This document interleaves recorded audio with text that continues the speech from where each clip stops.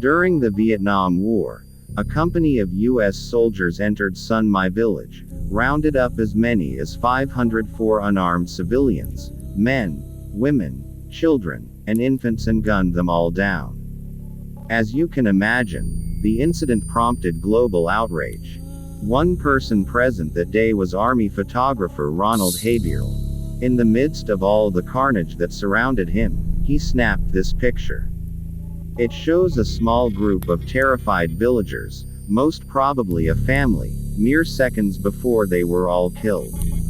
You'll notice that the teenager on the right is preoccupied with buttoning up her blouse while the rest of the victims huddle in fear. That's because some of the soldiers had just had their way with her. When the soldiers assaulting them noticed Haverhill and his camera, they quickly stopped what they were doing. Haverhill took his picture. Then, as he walked away, he heard the distinctive sound of an M60 going off.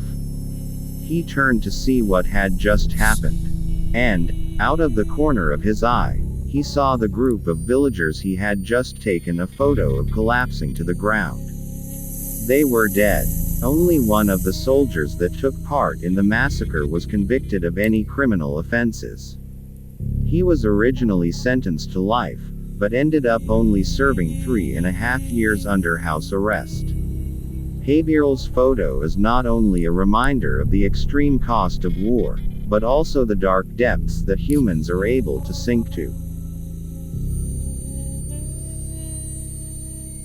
The photo was taken just after Lyndon B. Johnson had been sworn in as president on Air Force One.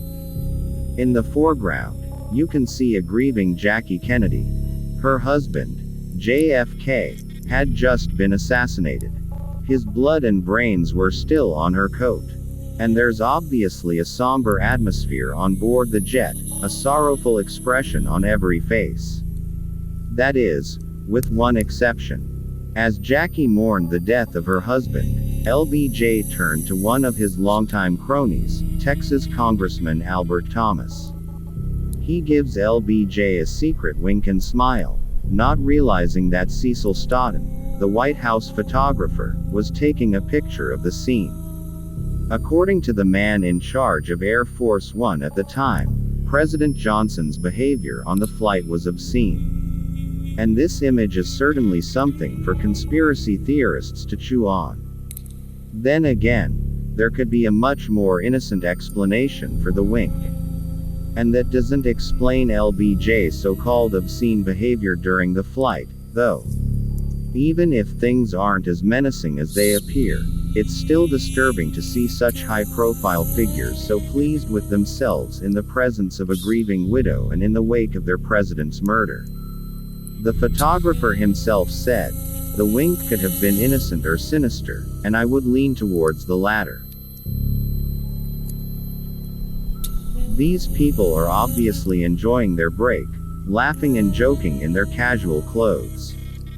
Things get a little darker when you see them in their uniforms. This photo album is entitled "Laughing at Auschwitz." And these smiling, happy people were SS officers, Nazi guards, and female staff members stationed at the death camp. While off duty, they bask in the glory of the surrounding countryside, eating blueberries, singing songs, and sunbathing together. Less than a mile away, people were suffering and died at the world's most famous concentration camp. Browsing through these photos, it becomes clear just how normal and everyday the people carrying out these atrocities were. There are no pictures of monstrous acts being committed, no soulless eyes or hateful faces to be observed. These people who killed others in the thousands were just like us, and that's perhaps the scariest thing of all.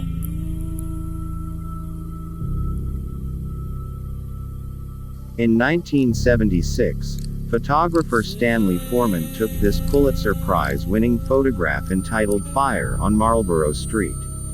It captures the chilling moment that a fire escape collapsed in Boston, sending 19-year-old Diana Bryant and her 2-year-old goddaughter plummeting down 50 feet.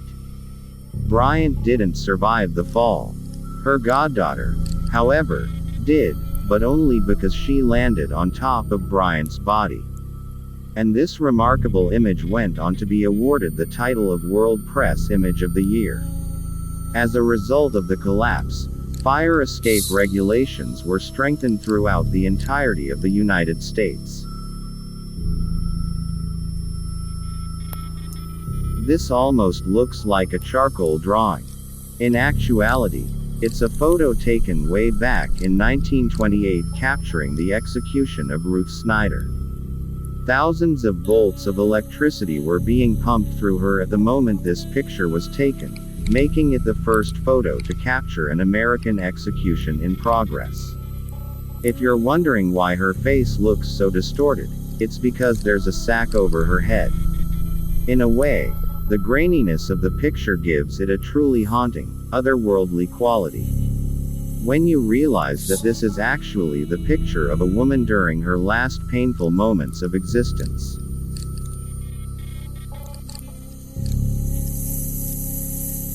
This was 18-year-old Silke Bischoff.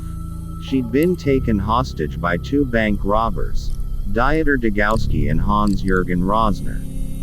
The pair of gangsters were on the run from the cops, and took a bus full of civilians hostage in Hückelried, Germany. At the time this photo was taken, the duo had already executed a 15-year-old Italian hostage, and a police officer had died in a crash while pursuing them. Over time, most of the hostages on the bus were released. Only Silke and one other female hostage were left behind as bargaining chips. They were forced into a getaway car and the robbers took them on a long journey into the Netherlands.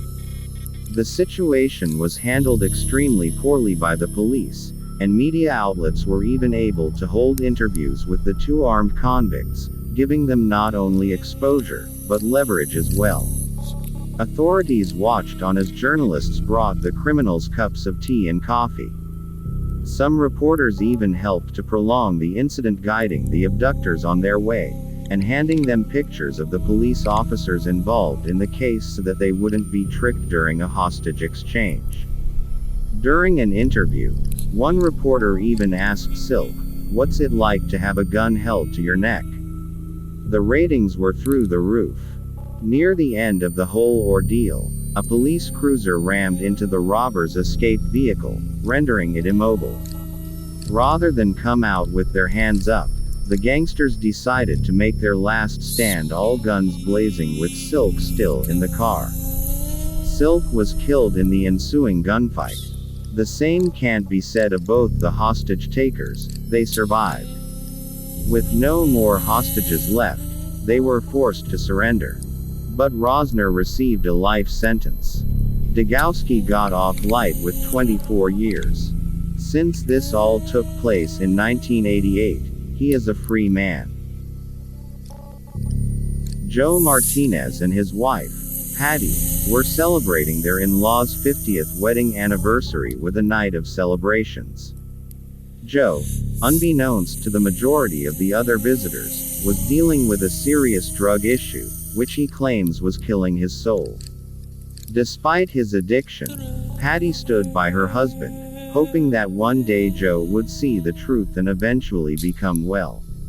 Little did they understand, Joe would see the illumination that evening, and it would come in the manner of a camera flash. For this photo, the pair posed together. It appears to be a very average photograph at first inspection. However, something emerged alongside Joe that was not present when the photo was taken.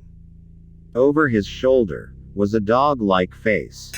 There were no animals of any type at the gathering, and the creature didn't appear in any other images shot that night. No one at the occasion could recall witnessing any even comparable to it. It shouldn't be there, by any means. The couple themselves are convinced it is a devil. Joe took this picture as a signal to actually end his addiction, worrying that it was haunting him. Mr. Martinez added, "And there is good and evil in this existence." Joe now keeps the picture with him everywhere he goes as a reminder to maintain himself neat. There's the good on the right side of me, and there's the evil on the left, he says.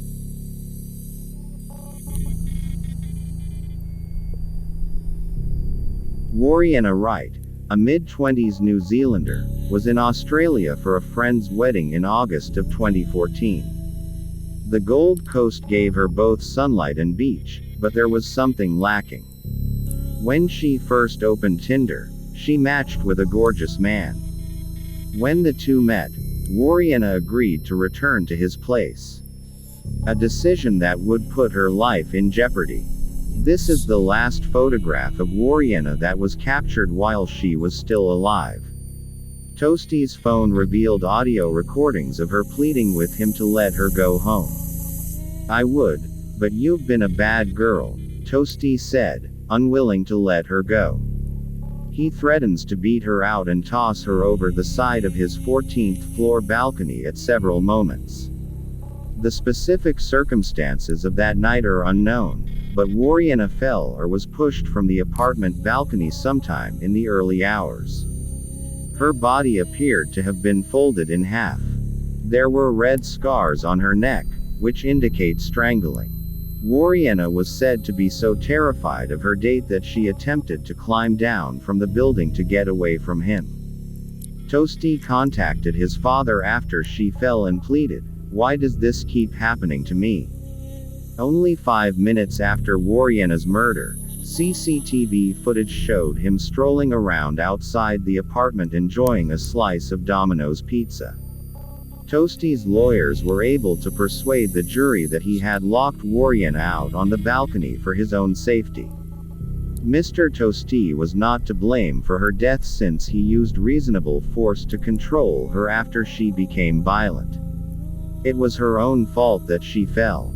He was pronounced not guilty of both murder and manslaughter in the end.